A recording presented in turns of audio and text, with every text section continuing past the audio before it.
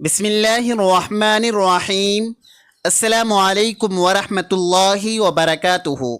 ناظرین، تاریخ میں ایسی گنہگار عورتیں گزری ہیں جن کے بارے میں اللہ پاک نے اپنی کتاب قرآن مجید میں ذکر کیا ہے۔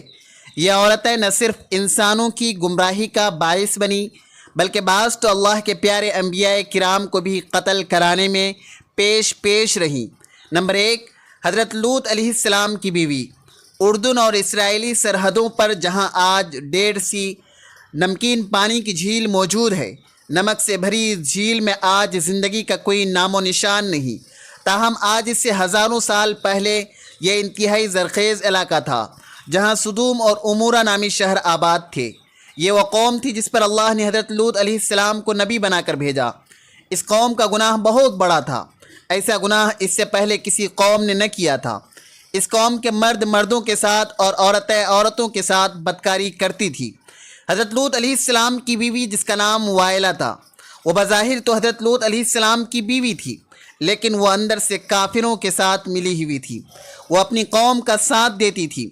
اس بیوی کے لیے اور کیا بد نصیبی ہوگی کہ یہ عورت ساری زندگی ایک نبی کے ساتھ رہتے ہوئے بھی اللہ کے حکم کی نافرمان رہی۔ جب حضرت لوط علیہ السلام کی قوم نے آپ کی باتوں کو ماننے سے انکار کیا تو اللہ کے فرشتے نوجوانوں کی صورت میں اس بستی میں ظاہر ہوئے جو حضرت لوط علیہ السلام کے گھر میں قیام پذیر ہوئے۔ حضرت لوط علیہ السلام کی بیوی جو اپنی قوم سدوم کے ساتھ ملی ہوئی تھی، اس نے جا کر اپنی قوم کو بتا دیا کہ نوجوان ہمارے گھر ٹھہرے ہیں۔ ان لوگوں نے حضرت لوط علیہ السلام کے گھر کو چاروں طرف سے گھیر لیا۔ اس پر فرشتوں نے حضرت لوط علیہ السلام کو ان کی قوم پر عذاب لانے کی خبر سے آگاہ کیا اور آپ علیہ السلام کو حکم دیا کہ آپ اپنے گھر والوں کو لے کر یہاں سے نکل جائیے۔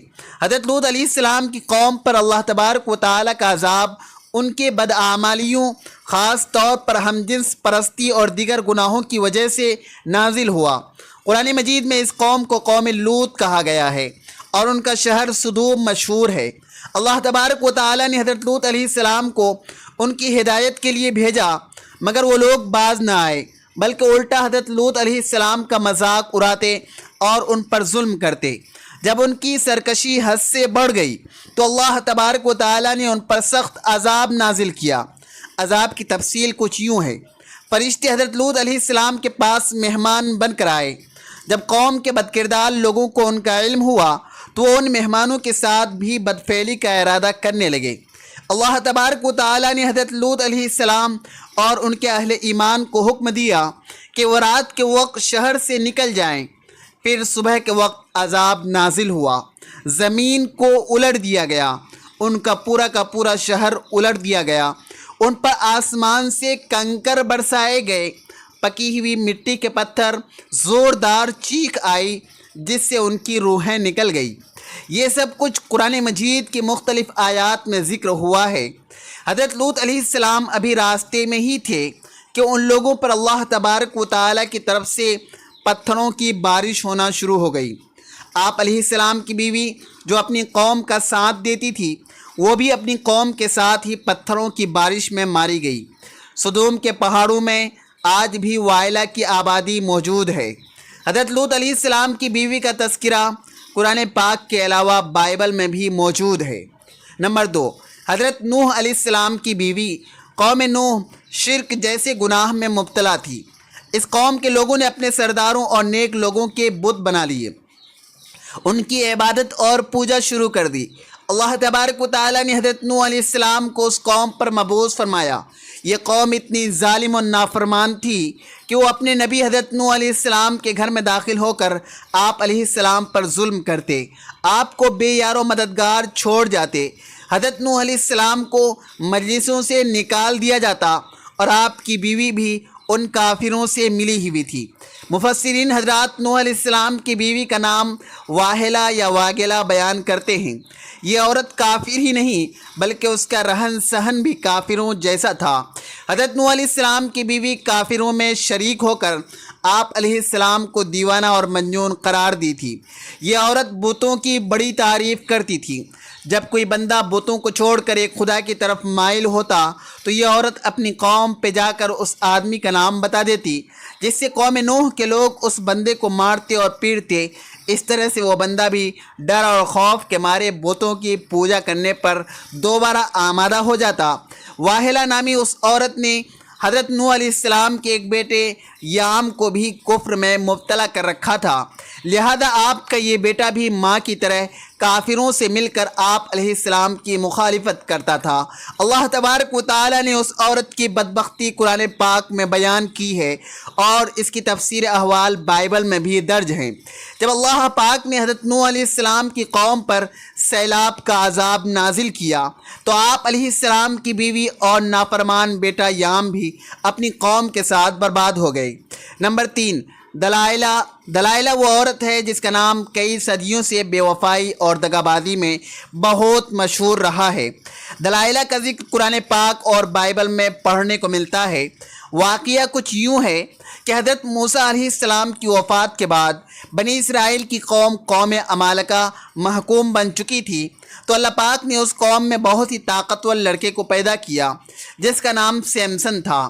سیمسن اس قدر طاقتور تھا کہ وہ اکیلا ہی ہزاروں بندوں کا مقابلہ کر لیتا تھا۔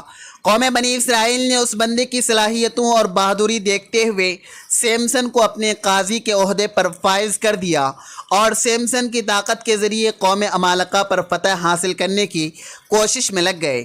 دوسری طرف قوم عمالقہ سیمسن کی طاقت کا راز جاننا چاہتی تھی، اس لیے انہوں نے اپنی قوم کی ایک لڑکی جس کا نام دلائلہ تھا اس کو سیمسن کی بہادری اور اس کی صلاحیتوں کا راز دریافت کرنے کے لیے سیمسن کے پاس بھیجا۔ سیمسن اس لڑکی کو دیکھ کر پاگل ہو گیا اور اس کی محبت میں وہ دیوانہ ہو گیا۔ اس نے اس لڑکی کو اپنی صلاحیتوں کا سب راز بتا دیے۔ سیمسن کہنے لگا کہ اس کی طاقت کا راز اس کے لمبے بال ہیں۔ ایک دن موقع پاتے ہی دلائلہ نے سیمسن کے لمبے بال کاٹ دیے، تو اسی رات قوم عمالقہ نے بھی سیمسن پر حملہ کیا اور اس کو گرفتار کر لیا۔ پھر ایک دن قوم عمالقہ سیمسن کو گرفتار کر کے جشن منا رہی تھی، تو سیمسن نے اللہ پاک سے دعا کی کہ اے اللہ مجھے معاف کر دے۔ اللہ پاک نے سیمسن کی دعا کو قبول کرتے ہوئے اس کی تمام طاقت کو واپس لوٹا دی۔ جس ستون کے ساتھ سیمسن کو باندھا گیا تھا، سیمسن نے اس ستون کو اپنی طاقتوں سے کھینچا تو سارے کا سارا محل زمین بوس ہو گیا، جس کے نتیجے میں دلائلہ اور قوم عمالقہ کے بے شمار لوگ موت کی گھاٹ اتر گئے۔ نمبر 4، جائزبیل لبنان کے بادشاہ کی بت پرست بیٹی تھی۔ اس کی شادی بنی اسرائیل کے بادشاہ اخیب سے ہوئی تھی۔ جائزبیل نے نہ صرف اخیب کو بت کی پوجا پر لگایا بلکہ تمام ریاست میں ایک خدا کو ماننے کے بجائے بے شمار بت بنا دیے گئے تاکہ لوگ ان بتوں کی پوجا کرتے ہوئے گمراہی سے باہر ہی نہ نکلیں۔ ایک دن قوم کے نیک بندے یرمیہ علیہ السلام نے جائزبیل اور اس کے شوہر کو کہا کہ تم سب لوگ بتوں کی پوجا کرنے کے بجائے ایک خدا کی عبادت کیا کرو، اسی میں تمہاری بھلائی ہے۔ اس ظالم عورت نے حضرت یرمیہ علیہ السلام کے ساتھ کھڑے ایک بوڑھے پر نیزے سے شدید وار کیا، جس سے وہ وہیں پر شہید ہو گیا۔ تو حضرت یرمیہ علیہ السلام نے اس عورت کو بددعا دی، بہت جلد تیرے حسین و جمیل بدن کو کتے نوچ نوچ کر کھائیں گے۔ اس کے بعد اللہ پاک نے اس قوم پر حضرت الیاس علیہ السلام کو بھیجا، تاہم یہ ملکہ ایمان لانے کے بجائے آپ علیہ السلام کو بھی ماننے کے لیے تیار ہو چکی تھی۔ پھر ایک دن حضرت یرمیہ علیہ السلام کی بددعا رنگ لائی اور ملک اسرائیل پر سرحدوں کے قبائلی وحشیوں نے حملہ کر دیا۔ ان لوگوں نے ملکہ جائزبیل کو زخمی حالت میں سڑک پر پھینک دیا، یہاں تک کہ بہت سے جنگلی کتے جائزبیل کے بالکل ارد گرد جمع ہو گئے۔ کتوں نے اس لاش کو نوچ نوچ کر کھایا۔ نمبر 5، عطالیہ حضرت الیاس علیہ السلام کے دور سے تعلق رکھنے والی جائزبیل نامی ملکہ کی بیٹی تھی جس کا نام عطالیہ تھا۔ یہ لڑکی بھی اپنی ماں کی طرح بہت حسین و جمیل تھی۔ اس کی شادی یہودا کے بادشاہ یہورام سے ہو چکی تھی۔ اس قوم میں بھی ہر جگہ بتوں کی عبادت ہونے لگی۔ اس قوم پر بھی وحشی لوگوں نے حملہ کیا، جس وجہ سے وحشیوں نے یہورام کو بھی قتل کیا، لیکن یہ بادشاہ غار میں چھپ گیا، جس وجہ سے اس غار میں اس بادشاہ کی موت ہو گئی۔ جب وحشی ملکہ عطالیہ اور اس کی بیٹی اغزالیہ کو اپنے ساتھ ہی لے گئے۔ ان ماں بیٹیوں کو بہت زیادہ ذلیل و رسوا کرنے کے بعد دونوں کو آزاد کیا۔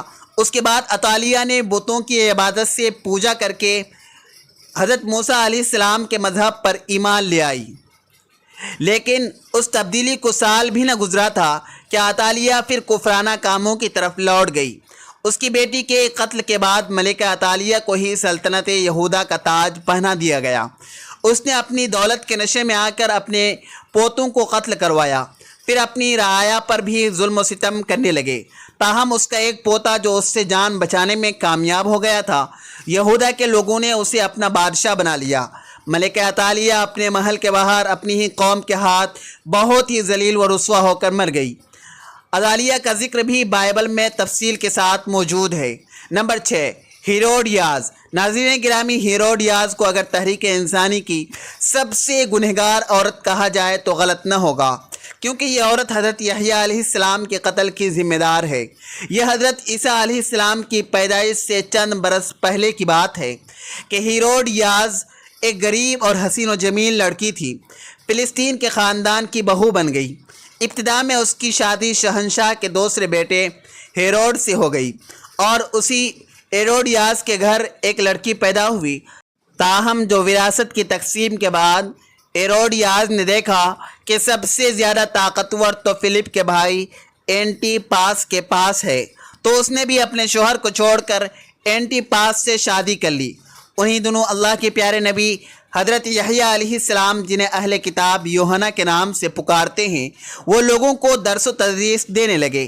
ہیروڈیاز کو آپ کی دینی باتیں پسند نہ تھی، جس کی وجہ سے اس نے حضرت یحییٰ علیہ السلام کو گرفتار کروایا۔ ہیروڈیاز نے کافی بار کوشش کی کہ وہ اپنے شوہر اینٹی پاس سے آپ علیہ السلام کے قتل کے احکامات جاری کروا دے، تاہم اینٹی پاس ایسا نہ کر سکا۔ ہیروڈیاز کی بیٹی سلومی جب جوان ہوئی تو اس نے حضرت یحییٰ علیہ السلام کی معصومیت اور نور کو دیکھا تو آپ علیہ السلام پر فدا ہو گئی۔ اس نے آپ علیہ السلام کو گناہ کی دعوت دی، لیکن آپ علیہ السلام اس کی طرف آنکھ اٹھا کر نہ دیکھتے۔ اب یہ دونوں ماں اور بیٹی یحییٰ علیہ السلام کے خلاف ہو گئی۔ ایک دن بادشاہ اینٹی پاس کے سامنے سلومی نے بہت ہی بیہودہ ڈانس کیا۔ رقص کرتے ہوئے اس نے اپنے جسم کے سارے کپڑے اتار دیے۔ اس رقص میں بادشاہ نے بہت دلچسپی لی اور اس کو سلومی کا یہ رقص اتنا پسند آیا کہ وہ سلومی سے کہنے لگا کہ تم کیا مانگنا چاہتی ہو کہ میں تمہیں ابھی حاضر کیے دیتا ہوں۔ اس عورت نے جواب دیا کہ میں چاہتی ہوں کہ آپ حضرت یحییٰ علیہ السلام کو قتل کروا دیں۔ بادشاہ، جو کہ بڑھے ہوئے محفل میں سلومی سے عہد کر چکا تھا، اس نے حضرت یحییٰ علیہ السلام کو شہید کروا دیا۔ اس طرح سلومی اور اس کی ماں اس گناہ میں شامل رہی۔ نمبر 7، ام جمیل۔ ام جمیل ابو لہب کی بیوی تھی، جس کا اصل نام عروہ بنت حرب ہے۔ اس کی آنکھوں کا بھینگا پن نمایاں تھا، جس وجہ سے اس کو لوگ پانی کہا کرتے تھے۔ قرآن پاک میں اللہ تبارک و تعالیٰ نے ابو لہب اور اس کی بیوی کو انتہائی سخت الفاظ میں یاد کیا ہے۔ اس کی وجہ ابو لہب اور اس کی بیوی کا نبی اکرم صلی اللہ علیہ وسلم کے ساتھ سخت مشرکانہ رویہ ہے۔ یہ دونوں میاں اور بیوی آپ صلی اللہ علیہ وسلم کو تکلیف اور اذیت پہنچانے کا کوئی بھی موقع ہاتھ سے نہ جانے دیتے تھے۔ روایت کے مطابق ام جمیل نبی کریم صلی اللہ علیہ وسلم کی راہ میں کانٹے بچھایا کرتی تھی۔ جب سورہ لہب نازل ہوئی تو ابو لہب کی بیوی غصے سے بے قابو ہوئی اور بہت ہی بڑا پتھر اٹھا کر مکہ میں رسول کریم صلی اللہ علیہ وسلم کی تلاش میں نکل پڑی۔ یہ کعبہ میں حضرت ابوبکر کے سامنے اس حالت میں آئی کہ اس کے منہ سے جھاگ نکل رہی تھی۔ یہ نبی کریم صلی اللہ علیہ وسلم کے خلاف انتہائی نازیبہ الفاظ بولتی رہی، حالانکہ آپ صلی اللہ علیہ وسلم اس وقت حضرت ابوبکر کے ساتھ ہی موجود تھے، لیکن اللہ تبارک و تعالیٰ کی رحم و کرم سے ام جمیل آپ صلی اللہ علیہ وسلم کو دیکھ ہی نہ سکی۔ وہ وہاں سے گھر کی طرف روانہ ہو گئی۔ بے شک ام جمیل تاریخ کی بدبخت ترین خواتین میں شامل ہے، کیونکہ اس نے نبی آخر الزماں، سرور کائنات، وجہ تخلیق کائنات حضرت محمد صلی اللہ علیہ وسلم کو بے شمار تکلیفیں پہنچائی۔ ناظرین، کمنٹ باکس میں اللہ تبارک و تعالیٰ کے 99 ناموں میں سے ایک نام ضرور ٹائپ کریں۔ ویڈیو اچھی لگے تو ویڈیو کو لائک کریں، شیئر کریں، چینل کو سبسکرائب کریں۔ اگلی ویڈیو تک کے لیے اجازت دیجیے۔ خدا حافظ۔